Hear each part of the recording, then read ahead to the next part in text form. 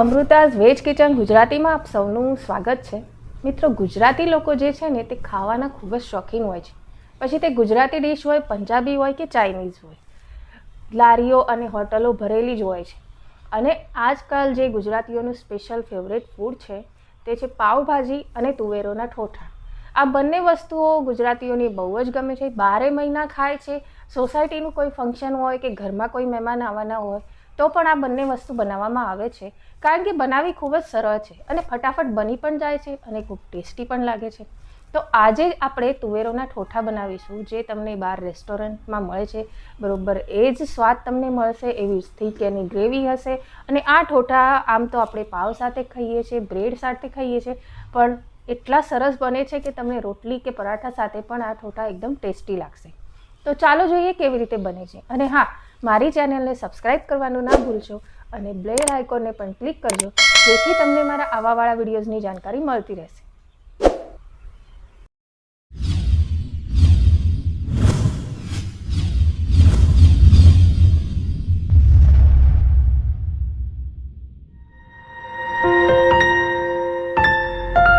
તો તુવેરોના ઠોઠા બનાવવા માટે સૌપ્રથમ અહીંયા મેં સૂકી તુવેરના દાણાને 5 થી 6 વાર ધોઈ લીધા અને પછી આખી રાત પલાળીને રાખ્યા છે। આ 2 વાડકી છે, 100 ગ્રામની વાડકી છે તો 200 ગ્રામ ગણી લેવા। અને હવે આને આપણે બોઇલ કરીશું, તો પાણી સાથે જ આમાં નાખી દઈશું, કારણ કે 5 થી 6 વાર ધોયેલા છે તો આ પાણી ફેંકવાની જરૂર નથી। હવે તેમાં 1 ચમચી મીઠું નાખીશું, વધારે નથી નાખવાનું કારણ કે તેનો વઘાર કરતી વખતે પણ આપણે નાખવાનું જ છે।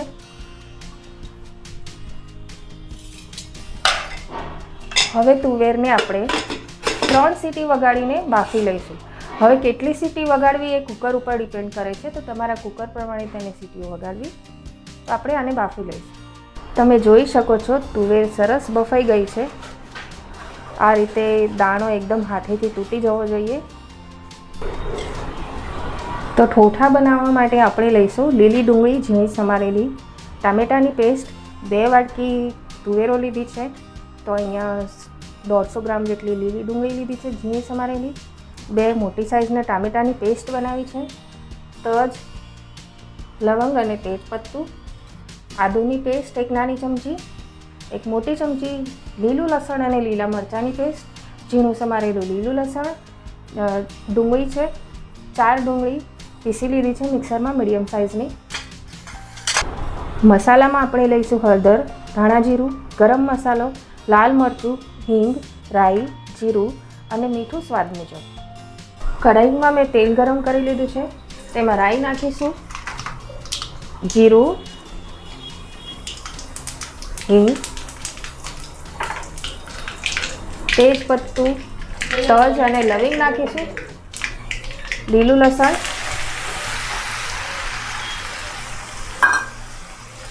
લીલી ડુંગળી,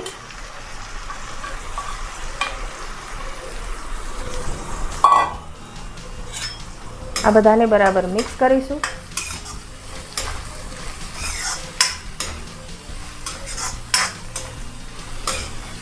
થોડું આને ચડવી લેવાનું છે।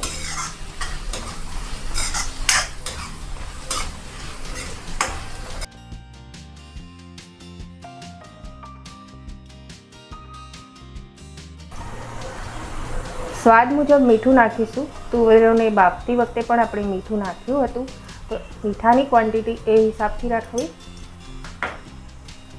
આને બરાબર મિક્સ કરી લઈશું।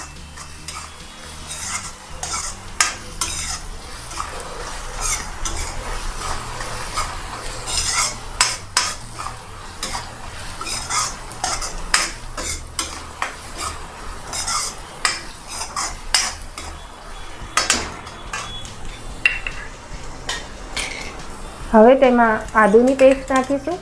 આદું નાખવું જરૂરી છે, કઠોળ જે છે તે ગેસ કરતા હોય છે, તો તેના માટે આદું નાખીએ તો ગેસને ટાળે છે।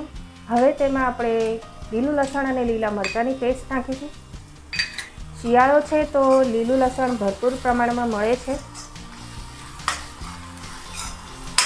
આ બધાને બરાબર મિક્સ કરી લેવાનું છે।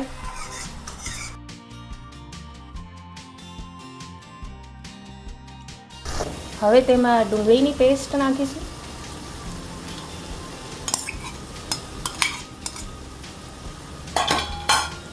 આમાં આપણી લીલી ડુંગળી નાખી જ છે, છતાં પણ સૂકી ડુંગળીની આપણે પેસ્ટ નાખી છે. એનું કારણ એ છે કે આપણે એકદમ જાડી ગ્રેવી જોઈએ છે, પાણીવાળું શાક નથી જોઈતું. અને જાડી ગ્રેવી કરવી હોય તો ડુંગળીની પેસ્ટ નાખવી જરૂરી છે.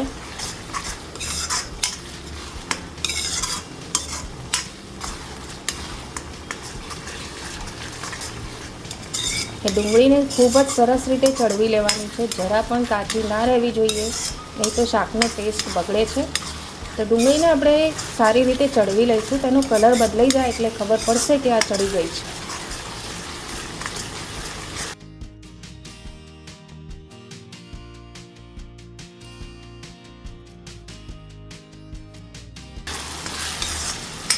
તો ડુંગળી સરસ ચડી ગઈ છે, એનો કલર પણ બદલાઈ ગયો છે અને તેલ છૂટું પડવા લાગ્યું છે.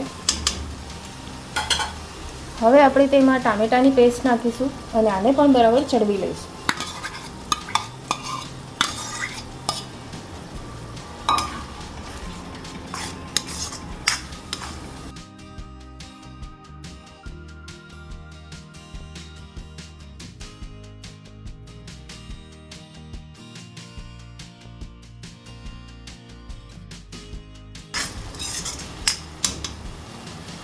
તમે જોઈ શકો છો ટામેટું ચડવા લાગ્યું છે.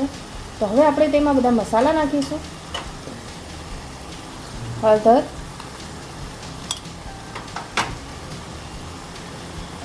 લાલ મરચું,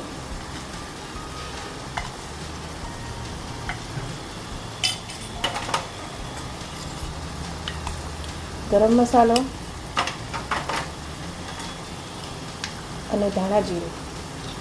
ધાણા જીરુંની ક્વોન્ટિટી થોડી વધારે રાખવાની છે. ધાણા જીરું નાખવાથી ગ્રેવી જાડી થાય છે. હવે આ બધાને પણ બરાબર ચડવી લઈશું. મસાલાને પણ ચડવવા ખૂબ જરૂરી હોય છે.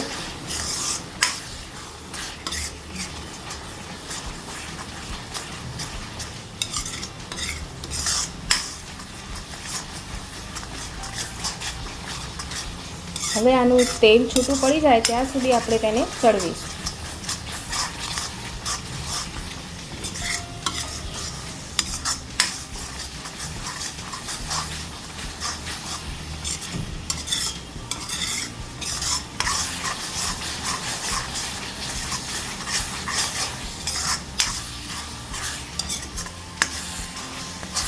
કોઈ પણ જાતનું ગ્રેવીવાળું શાક જે છે તેને ચડવવામાં વાર લાગે છે. તે ઇન્સ્ટન્ટ ક્યારેય નથી બનતું. દરેક પ્રકારની જે ગ્રેવી હોય છે તેને સારી રીતે ચડવો તો જ તે શાકનો ટેસ્ટ આવે છે. તો આ બધા શાક બનાવવામાં ખૂબ જ ધીરજ રાખવું જોઈએ.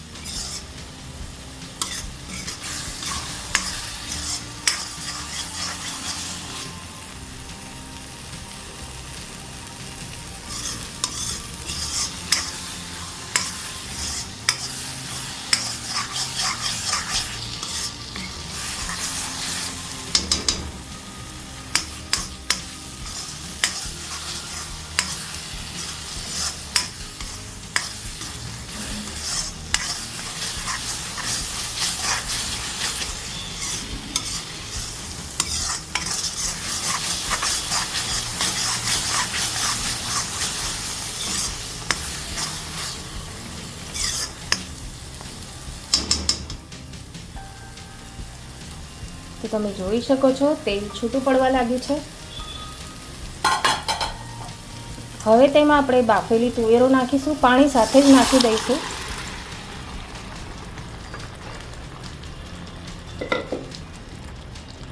આને બરાબર મિક્સ કરી લઈશું. હવે આ શાકમાં તમારે જે પ્રમાણે ગ્રેવી જોઈતી હોય તે પ્રમાણે તમે પાણી એડ કરી શકો છો. કોઈને પતલું જોઈતું હોય તો કોઈને જાડું જોઈતું હોય છે, તો એ પ્રમાણે પાણી તમે તમારી પસંદ મુજબ એડ કરી શકો છો.